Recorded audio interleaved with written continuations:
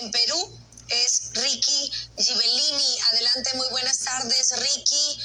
Percepción de lo que está sucediendo en Perú en este momento. Buenas tardes. ¿Qué tal, Dani? Disculpa, Philip Patters te saluda desde acá, desde Lima, Perú. Estoy a tu disposición. Philip, pues acabamos de ver que Dina Boluarte ya asume el cargo como presidenta y además es la primera mujer en llegar a ese cargo. Es algo histórico para los peruanos.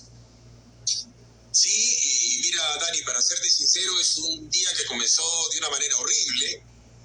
Nosotros tenemos un noticiero en las noches en Willax Televisión, un programa que se llama Combaters, que es un magazine, en donde hicimos denuncias y hicimos saber al público peruano del colaborador eficaz número 13, una persona que se llama Salatiel Marrufo, que era el jefe del gabinete de asesores del Ministerio de Vivienda, que venía cobrando cupos, coimas, como le decimos acá en el Perú, mordida, como le dicen en México, a razón de $1 millón que le iban dando de a pocos.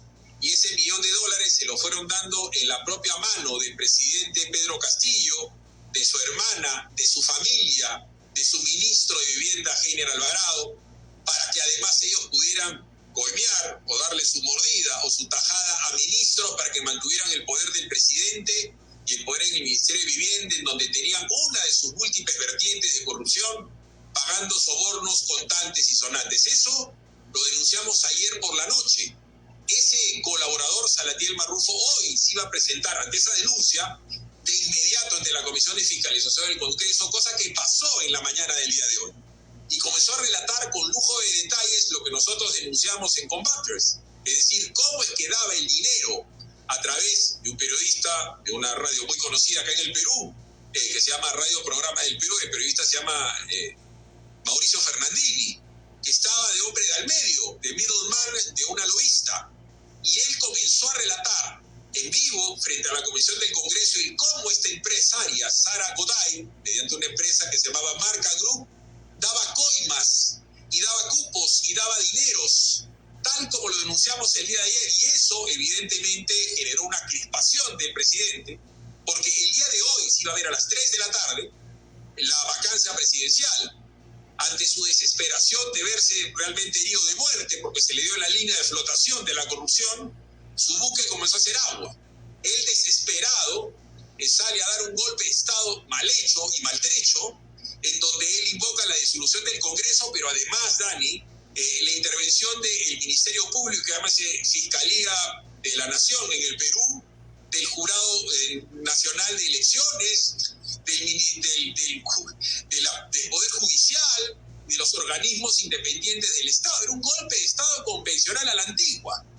Por supuesto, esto nos agarró a nosotros en vivo, también en el noticiero de PBO, que se transmite en Willax. Invocamos a la calma, a que las Fuerzas Armadas no se pongan de su lado, a que la policía no vaya a cerrar el Congreso, y comenzó un movimiento ciudadano alrededor de todo el Perú, porque Willax es el canal que todo el mundo ve y PBO lo propio, y las Fuerzas Armadas le dijeron que no.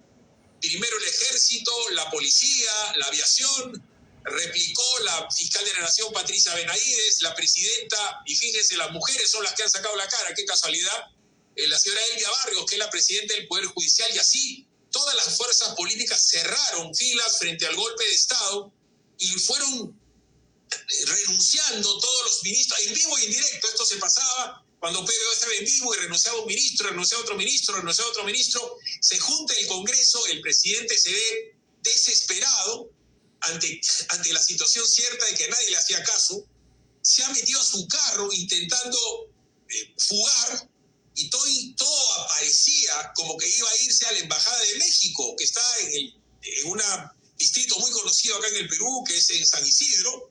Nosotros le dijimos a los televidentes, a los taxistas, a los mototaxistas que rodeen la Embajada de México, que no permitan que fugue el presidente, que la policía lo aprecie porque ya era un dictador.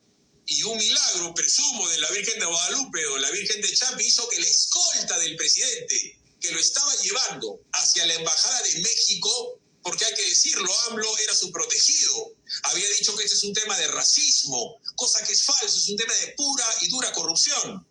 El resguardo de Pedro Castillo, en vez de llevarlo a la Embajada de México, se lo llevó a la prefectura, momento clave en donde nuestra reportera